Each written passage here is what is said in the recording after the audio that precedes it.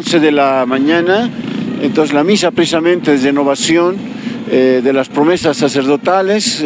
Están viniendo todos los sacerdotes de la Dios de Potosí. Mañana tendremos también la procesión del franciscano, y el día jueves tendremos la misa central importante a las 5 de la tarde con lavatorio de los pies en todas las iglesias de nuestro Potosí. Y después tendremos la visita a los monumentos eucarísticos. Es el día de la Eucaristía, es el día del amor fraterno.